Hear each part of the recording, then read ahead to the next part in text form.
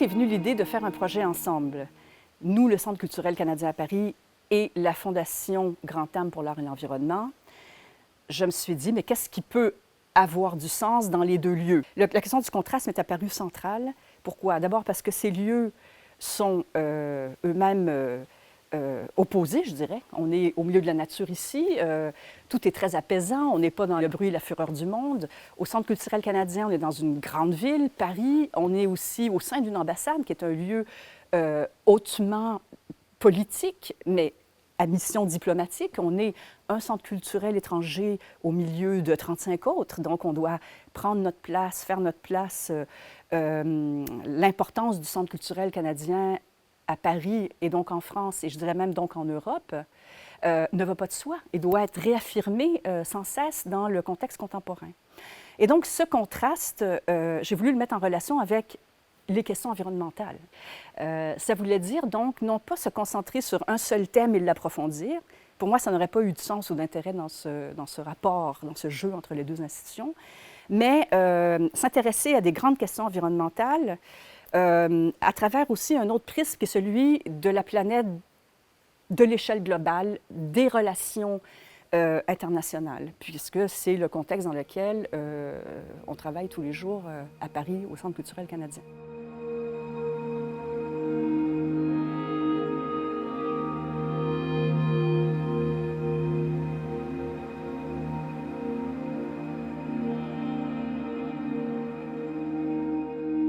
Donc, l'exposition va mettre en jeu des œuvres qui travaillent sur des portions terrestres qui sont plutôt courtes ou moyennes ou très vastes.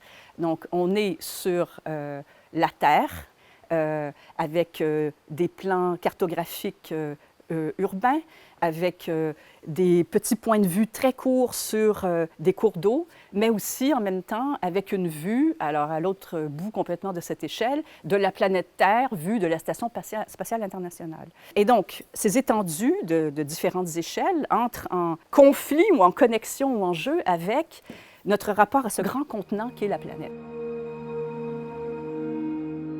Les 4 artistes que je mets ensemble et qui sont réunis pour la première fois, en fait, je leur ai demandé de jouer avec moi, avec ces grandes questions, mais aussi avec l'espace.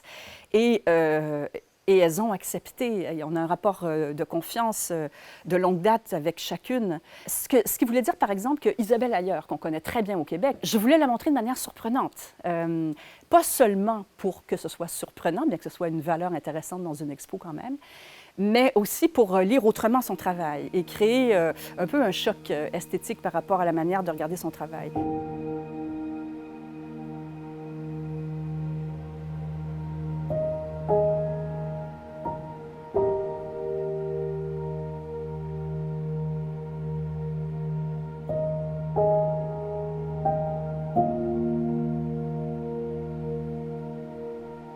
Alors, donc, on est à l'intérieur et à l'extérieur, mais on est aussi au-dessus et en dessous, déjà. Et ça aussi qui est très intéressant et très inspirant aussi dans ce bâtiment, parce que ce qui est en dessous, souvent, est plus vulnérable.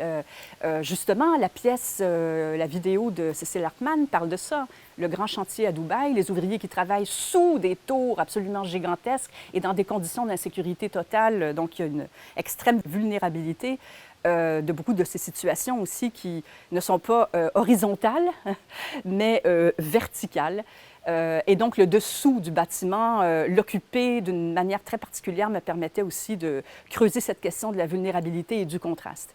Et donc, en allant un peu plus loin, on ne pouvait pas ignorer quand même les bois autour. Je parlais de c'est quoi la limite visible de la beauté de ce lieu. Hein.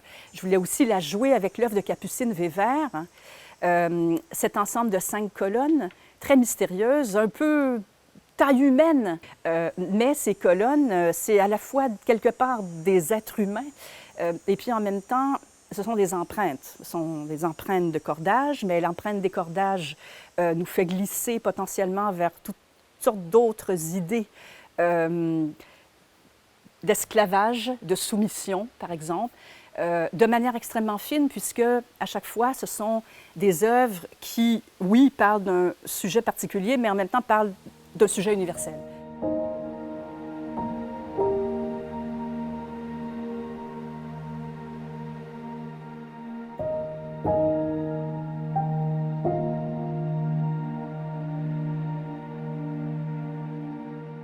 Et puis, dans l'autre côté, on est plus du côté de la planète, de ce grand contenant. Alors, on a des disques très plats avec des très, très bas reliefs, Capucine-Weber.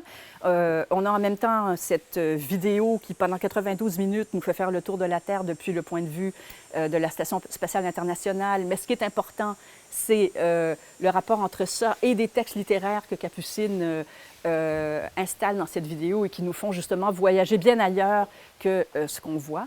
Et puis, on a aussi Cécile Hartmann qui joue sur le basculement sans cesse d'une échelle à l'autre, une échelle très petite à une échelle très grande, où, avec Landform, justement, on passe sans cesse d'un paysage apparent, extrêmement vaste, à un paysage beaucoup plus proche, en fait, qui est à chaque fois l'empreinte de son corps, finalement.